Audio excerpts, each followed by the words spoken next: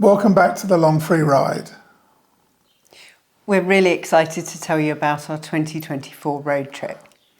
Last year we headed north to the very top of Norway, well into the Arctic Circle, and saw the midnight sun.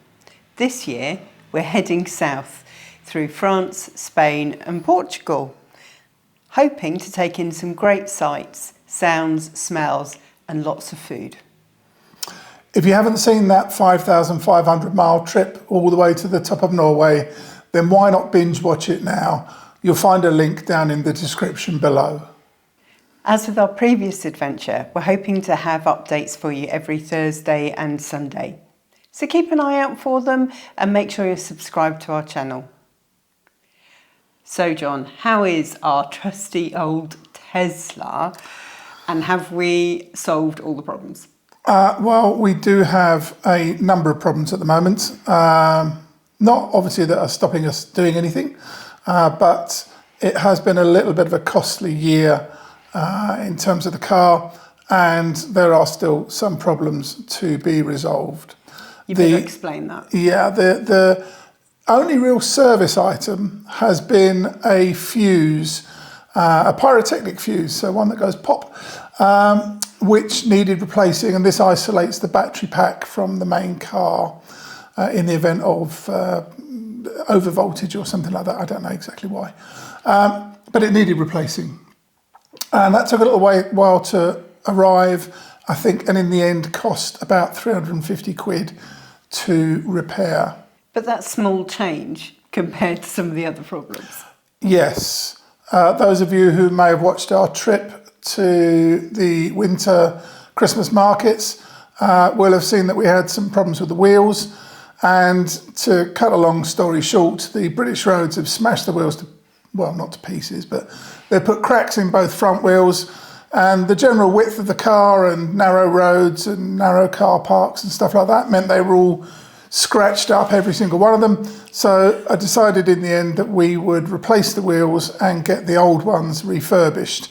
Now, by the time I'd done that, getting new wheels was about 1,500 quid, and refurbishing and getting them fitted and all that sort of stuff has probably been around about £2,100. So again, a reasonable chunk of change. Yeah, but it is a performance vehicle. Yeah. And there are plenty of other people in the UK who've had to have wheels replaced because of they've hit potholes, because nobody does any maintenance nowadays. Of the roads, not the cars. Of the roads, yeah. So you're also going to get a reasonable amount back from selling the refurbished wheels, though, aren't you? Yeah, I hope to get some money back. I do plan to stick them on eBay and then hopefully get some money for those refurbished wheels and put that money into a new set of wheels for the car, but this time a much smaller radius of wheel. So no longer the big 21-inch wheels with a skinny little tyre, this time a smaller wheel with a fatter tyre, so that hopefully when it rubs on curbs or hits potholes, it doesn't immediately impact the rim, and we can have a nicer ride to the car. Because it's not like we are racing it around, even though it is a sports car. No, but why were you looking at me when you said hitting curbs? Just previous experiences. Oh, really? Right. And myself. Yes, quite. Let's just be clear. It's not just me. No. There are some other things, though, we need to do in the car as well, don't we? Because one bugs the heck out of me. Yes, that'll be the door one, won't it? Yes. So, if you've ever seen the Tesla door handles, they present. In other words, they come out from the side of the car as you walk up to the car, which is all rather flashy and very nice. But they have to have a whole bunch of sensors in them in order to achieve this, and those sensors are notorious for going wrong. And so the driver's side rear door at the moment, although it presents out, which is the normal failure, they don't present. This one presents, but then when you pull on it, it doesn't actually open. So that is going to need looking at. I think that will be between £200 and £300. But we have a bigger problem as well, don't we? We do, but the thing with the door is just so annoying. Every time you're trying to load something in it or get something out, and you stand there like an idiot trying to get in. So well, I don't, because I've got the knack. I've got the knack of opening up the rear door by slipping my hand in I and know, giving it but the old... other people look at me as if I'm trying to break into my own car. Well, there you go. Yes, but go on, you've got a technical problem as well. I have.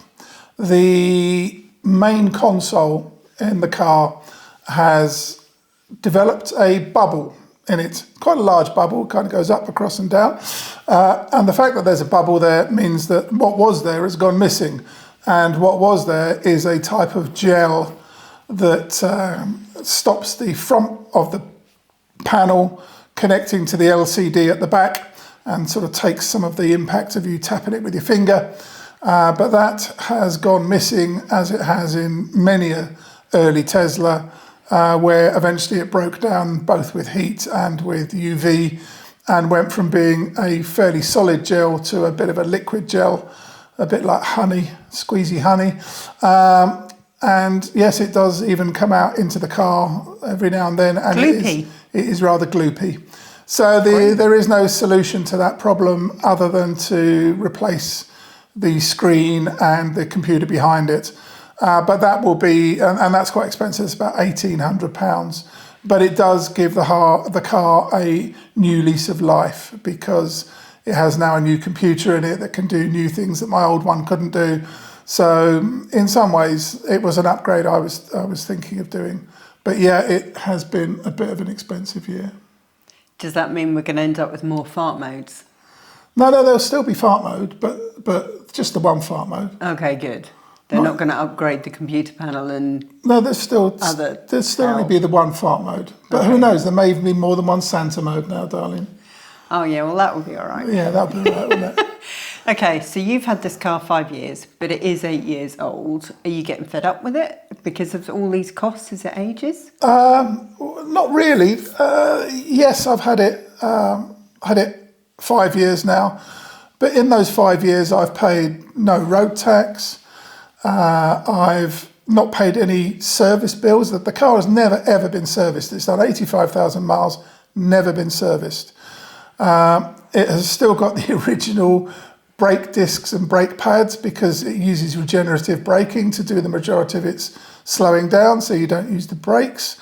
All things that on a performance petrol or diesel car that I've owned in the past, you'll have spent thousands on over those 5 years, and that's not even including the saving I'm making because it came with free supercharging.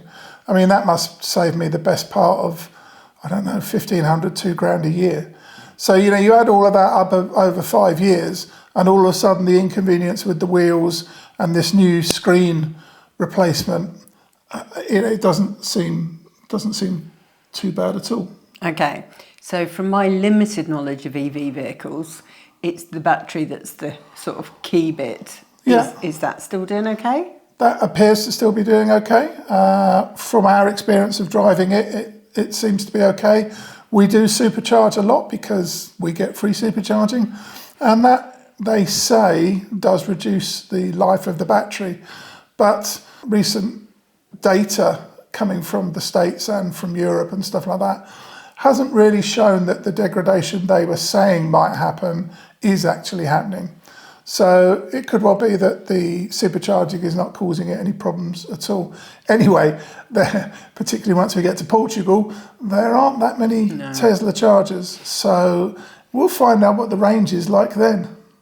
Well, good, because having got us to the very north of Norway last year, it needs to get us to the very south of Spain and then to the westerly most charge point on mainland Europe as well. Yeah, and then we would have done the most northerly in the world, the most southerly on the European mainland, the most westerly on the mainland, European mainland. We won't go for the most easterly one because it's all a bit shooty out there at the moment, so we'll avoid that one.